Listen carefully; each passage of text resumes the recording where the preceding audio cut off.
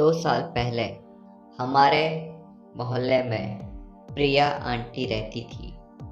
उस समय प्रिया आंटी एक ब्यूटी पार्लर चलाती थी। ये वही ब्यूटी पार्लर था जहाँ पर उन्होंने मुझे टकला किया था। पर पिछले 2 सालों से उनका ब्यूटी पार्लर बंद था। वे ये बिल्डिंग छोड़कर जा चुकी थी। पर आज जब मैं बिल्डिंग में जा रहा था तो मैंने देखा उनके ब्यूटी पार्लर का शटर खुला हुआ था।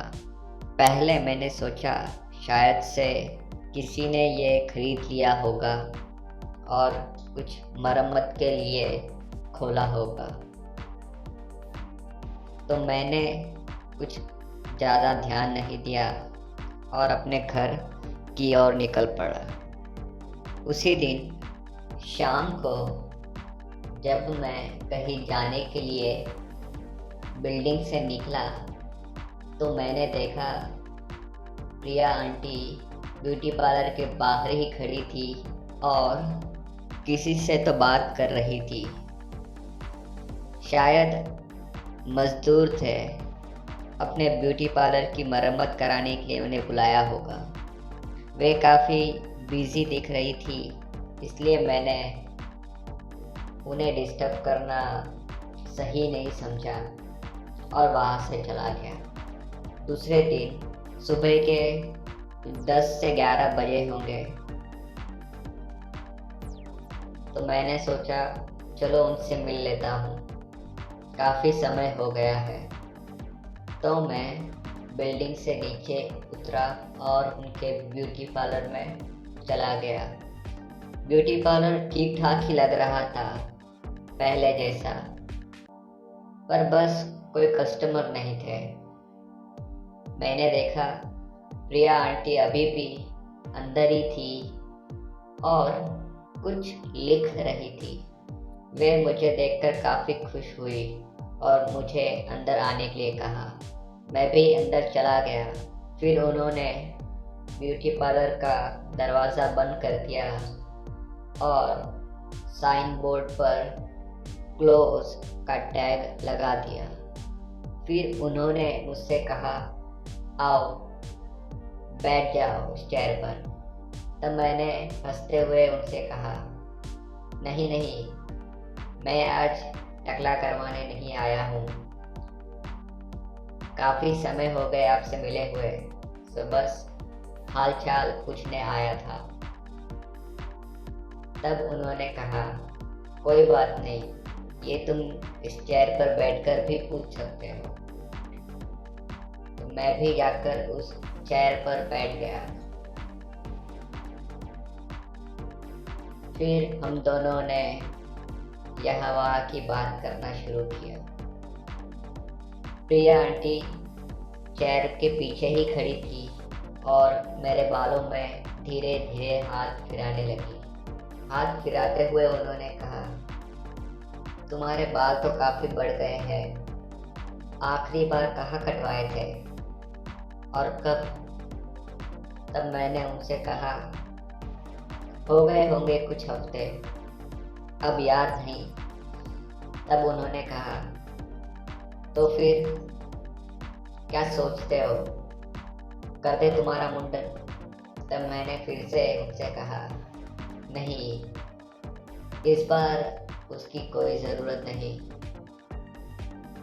तब प्रिया आंटी ने कहा चलो भी, इतना क्या शर्मा रहे हो,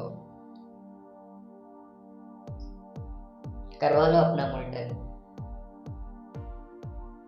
मुझे भी काफ़ी दिन हो गए हैं किसी को टकला किए हुए। 2 साल जब मैं यहाँ पर नहीं थी तो हर रोज़ तुम्हारे बारे में ही सोचती थी, किस तरह तुम्हें टकला किया था। तब मैंने उनसे पूछा वैसे आप कहाँ थे इतने दिन?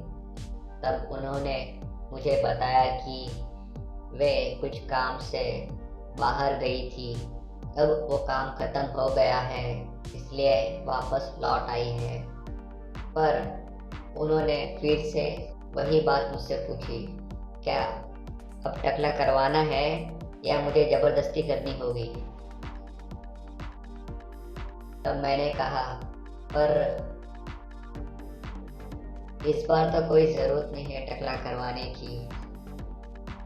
तब प्रिया आंटी ने कहा, ज़रूरत तो पिछली बार भी नहीं थी, पर फिर भी तुमने करवाया था ना, तो इस बार इतने नखरे क्यों कर रहे हो? जल्दी से हो जाएगा। तब मैंने फिर से हिचकिचाते हुए कहा, और मुझे ये ठीक नहीं लग रहा। तब उन्होंने कहा, कुछ नहीं, सब ठीक होगा, तुम बस चुपचाप बैठे रहो। यह कहकर उन्होंने ड्रॉअर में से एक काला कपड़ा निकाला और मेरे गले पर बांधने लगी। मैं उस चेयर से उठना चाहता था, पर पता नहीं क्यों मैं उठ नहीं पा रहा था। ऐसा नहीं है कि प्रिया आंटी ने मुझे जकड़ कर रखा था, बस मेरे पैर ही मेरा साथ नहीं दे रहे थे। फिर उन्होंने सामने रखा हुआ पानी का बोतल उठाया और मेरे बालों में पानी स्प्रे करने लगी और स्प्रे करते हुए बोली, तुम्हें पता है 2 साल के बाद तुम मेरे पहले कस्टमर हो और पहले लड़के जिसे मैं टकला कर रही हूँ।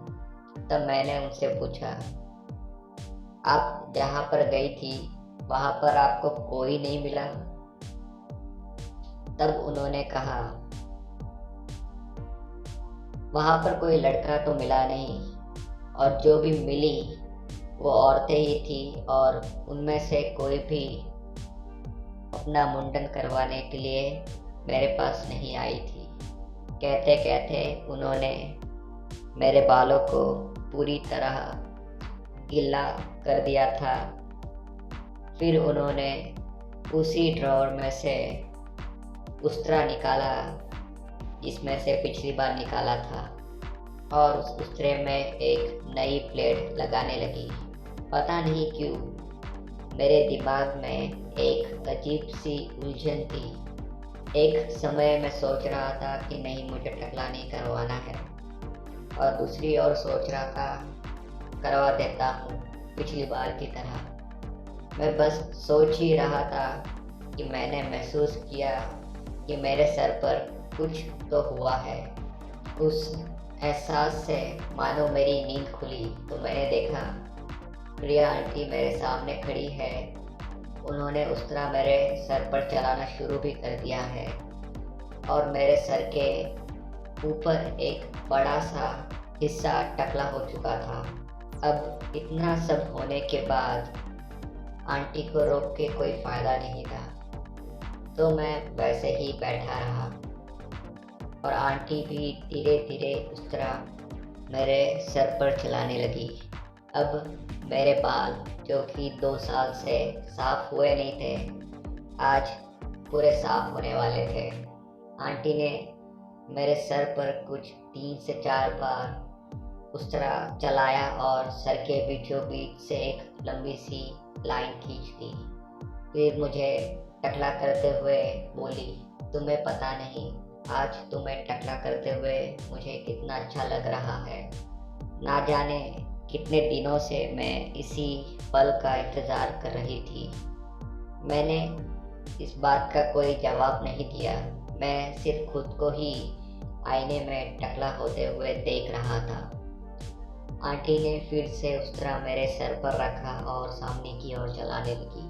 देखते ही देखते आंटी ने मेरे सर को ऊपर से पूरा साफ कर दिया था। फिर आंटी मेरे पीछे आकर खड़ी हो गई और उन्होंने मेरे सर को थोड़ा सा नीचे झुकाया और उस तरह चलाना शुरू किया। इस बार आंटी मुझे पीछे से टकला कर रही थी। वे धीरे धीरे उस तरह चला रही थी और मेरे सर पे जो भी बाल थे उन्हें साफ कर रही थी। मैं आंटी के मुलायम हाथ मेरे टकले पर महसूस कर पा रहा था। आंटी बड़े ही प्यार से और धीरे धीरे मुझे टकला किए जा रही थी, और कुछ ही देर में उन्होंने मुझे पीछे से भी पूरा टकला कर दिया। फिर वो मेरे दाई और आई। उन्होंने पानी की बोतल उठाई और मेरे सर पर थोड़ा सा पानी स्प्रे किया और फिर से टकला करने लगी। धीरे धीरे मेरे दाई और के बाल भी मेरे गालों से चिपक कर नीचे गिर गए। फिर बाई और आई और वहाँ पर भी उस तरह फिरा दिया। अब मेरे सर के सारे बाल साफ हो चुके थे। मेरे टकले पर एक भी बाल नहीं बचा था। फिर आंटी ने पानी की बोतल उठाई और मेरे पूरे टकले पर पानी स्प्रे कर दिया। पूरा स्प्रे करने के बाद मुझे लगा शायद से आंटी अब मुझे जाने देगी, पर आंटी के दिमाग में कुछ और ही प्लान था। आंटी ने दूसरे ड्रॉअर में से एक क्रीम निकाली। उन्होंने वो क्रीम एक छोटे से बर्तन में ली और उसमें थोड़ा सा पानी डाला और फिर उसे ब्रश से मिक्स करने लगी। देखते ही देखते उस बर्तन में पूरा झाग हो गया।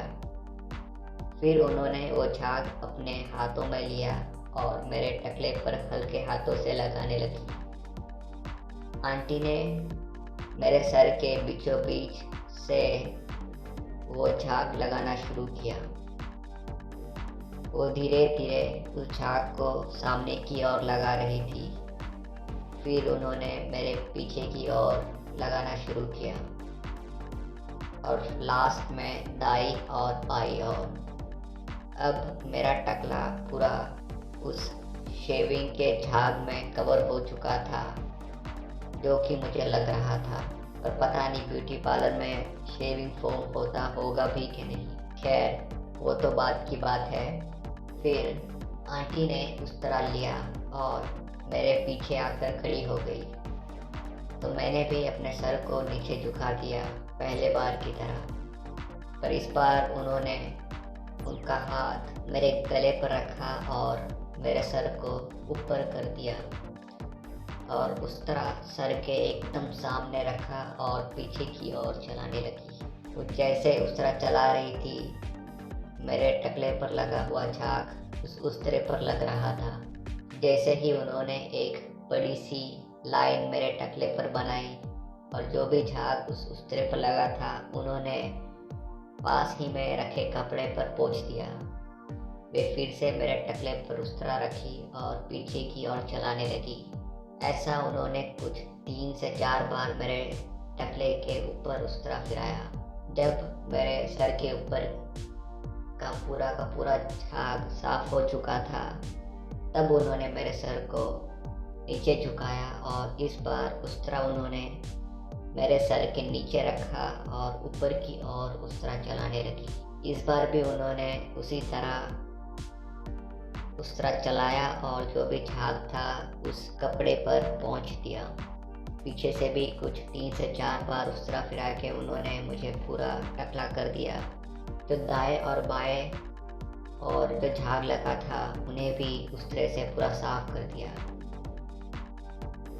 उन्होंने फिर से पानी की बोतल उठाई और मेरे टकले पर पूरा पानी स्प्रे करने लगी।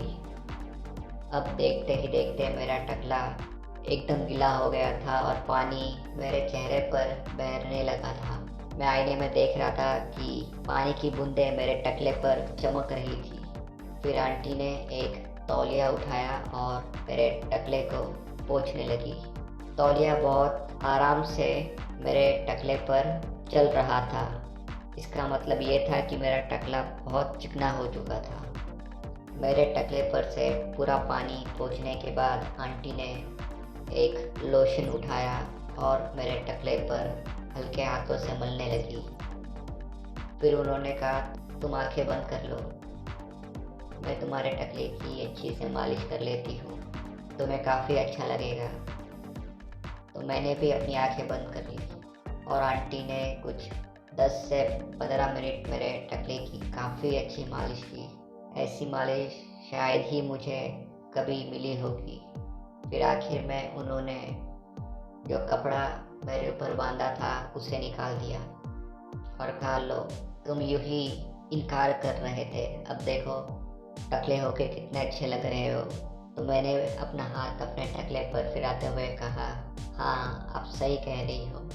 तब उन्होंने कहा, चलो कोई नहीं, आज शाम को मिलते हैं, तुम घर आ जाना, वहीं पर चाय पियेंगे और बातें करेंगे।